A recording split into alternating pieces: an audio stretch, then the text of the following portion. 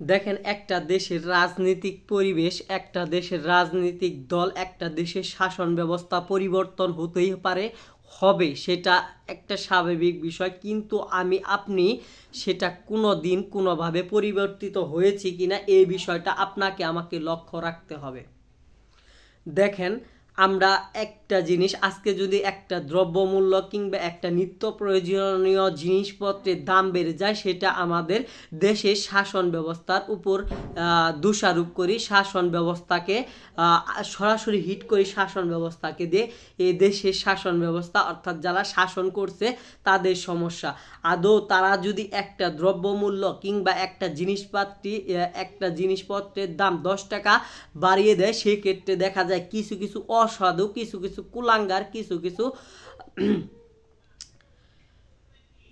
অসাধু ব্যবসায়ীরা সেটাকে 20 টাকা বাড়িয়ে দিব। অর্থাৎ তারা তাদের এই 20 টাকা থেকে, অর্থাৎ 10 টাকা বাড়িয়েছে, এই জায়গায় তারা 10 টাকা লাভের জায়গায় 20 টাকা লাভ করে তারা তাদের পরিবার চালাবে, তারা তাদের মা বাবা কিংবা ভাই বোন কিংবা শ্বশুর শাশুড়ি সন্তানদের ভরণ পোষণ দিবে। তারা কি আজও হালালভাবে উপার্জন করছে কিনা, আদৌ কি তারা তাদের উপার্জনটা, পরিশ্রম অর্থাৎ উপার্জনটা সঠিক পথে হচ্ছে কিনা, এটা কিন্তু তারা কোনোভাবেই কোনোদিনই বিবেচনা করে না। প্রিয় ভাই বোনেরা, আমরা সরাসরি হিট করি একটা দেশের শাসন ব্যবস্থার উপর। দেখেন, আজকে আমার সাথে এমন একটা ঘটনা ঘটেছে, আমি একটা ঔষধ কিনতে গেছি একটা ফার্মেসিতে, সেই ফার্মেসিতে পাইনি, এরকম বারবার 5টা ফার্মেসিতে গিয়েছি আমি ওষুধ কেনার জন্য, বাট ওই ফার্মেসিগুলোতে কোনো ওষুধ আমি পাইনি। অবশেষে একটা ফার্মেসিতে আমি ওষুধ পেয়েছি, সেই ফার্মেসিতে গিয়ে বলেছি, ভাইয়া এই ওষুধটা আছে কিনা? উনি বলেছে, হ্যাঁ ভাই আছে। উনি ডাইরেক্টলি আছে বলে উনি বলেছে যে এটার দাম 100 টাকা। উনি আমাকে বলেনি যে আসে এটার দাম 100 টাকা। আমি ওনাকে বললাম, আপনি কোন হিসেবে কিভাবে 100 টাকা আমার কাছে যাচ্ছেন? এটার মূল্য তো দেওয়া আছে, এটা প্যাকেজিং মূল্য অর্থাৎ কোম্পানি নির্ধারিত মূল্য হচ্ছে 60 টাকা, সেই জায়গায় উনি 100 টাকা যাচ্ছে। আমি বললাম, আপনি ওষুধটা কিনেছেন কত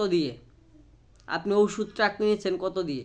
উনি বলে না, উনি বলে 100 টাকা। কি জন্য 100 টাকা? এটা বাজার, উনি সরাসরি আমাকে বলছে এটা বাজারের চাহিদা বেশি, সেই জন্য এটার মূল্য নির্ধারণ, এটার হচ্ছে 100 টাকা। আপনি যদি নিতে চান আপনি 100 টাকা দিয়ে নেবেন।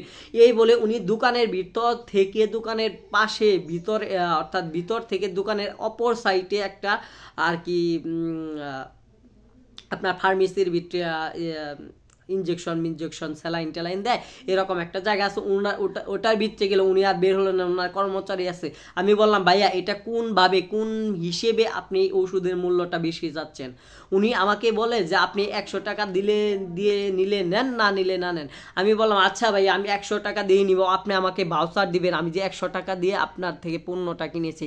উনি আমাকে বলছে একটা আমি ক্রিমের জন্য গিয়েছিলাম, উনি আমাকে বলছে দেখেন একটা ক্রিমে কোনোভাবে ভাউচার দিয়ে যাবে না।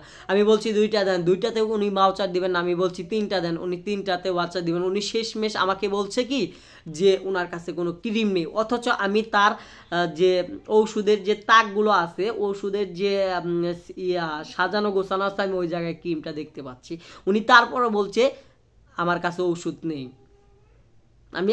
আমার প্রয়োজন একটা, আমি 3টা নিতে চেয়েছি ভাউচারের জন্য, অর্থাৎ ভাউচারটা উনি দিবেন না। উনি হচ্ছে অসৎ ব্যবসায়ী, অর্থাৎ উনি আমার কাছ থেকে ডাবল টাকা নিতে যাচ্ছে, উনি ওনার পরিবার চালাতে যাচ্ছে, উনি ওনার মা বাবা বোনকে খাওয়াতে যাচ্ছে। ওটা কি হালাল হচ্ছে? অর্থাৎ আমার পেজে যদি 10 থেকে 15,000 ফলোয়ার থাকতো, তাহলে ওনাকে আমি আজকে দেখিয়ে দিতাম।